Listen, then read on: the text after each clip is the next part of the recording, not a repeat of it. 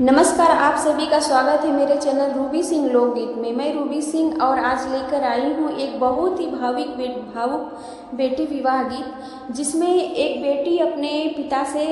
क्या बोल रही है और पिता उसका क्या जवाब दे रहा है। आप लोग ध्यान से सुनिए, आंखों में आंसू आ जाने वाला बहुत ही वियोग वाला गीत है। प्लीज़ सुनिए ध्यान से आप लोग।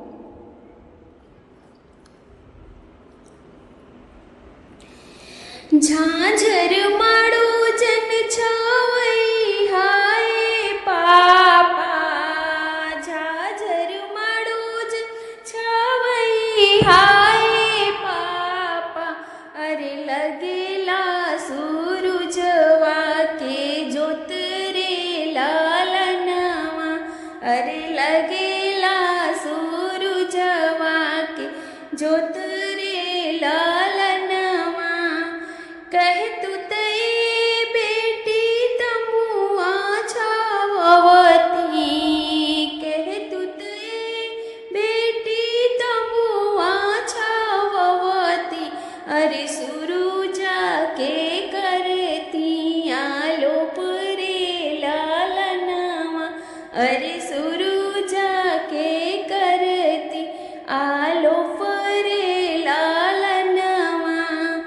काहे के पापा तमुआ छावई बा, काहे के पापा तमुआ छावई बा, अरे काहे के सुरुजाया लोप रे लालनवा, अरे काहे के सुरुज आलोप रे लालनवा,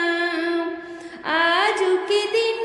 पापा तोहरे आंगनवा,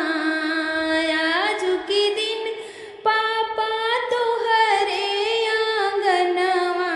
अरे सुबह सुंदर वर के संगे रे लालनवा,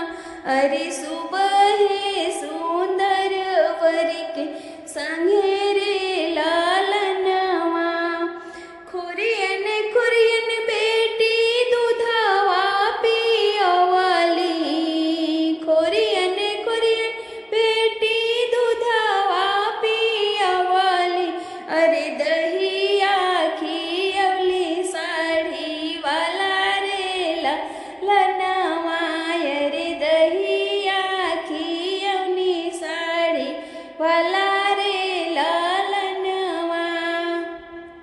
दूधो के नेकी नाही बुझलो ये बेटी, दूधो के नेकी नाही बुझलो ये बेटी, अरे लगलो सुंदर वर के साथ रे लालनवा, अरे लगलो सुंदर वर के साथ रे लालनवा, दूधवा के नेकी बुझिए भैया हो कावन भैया,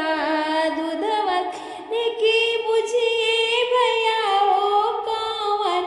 भैया, उहे रहिए तोहरा जे संगे रे लालनवा, अरे उहे रहिए तोहरा जे संगे रे लालनवा। नमस्कार दोस्तों, आप लोग पूरा गीत सुन के ज़रूर बताइएगा हमारा गीत कैसा लगा आप लोगों को।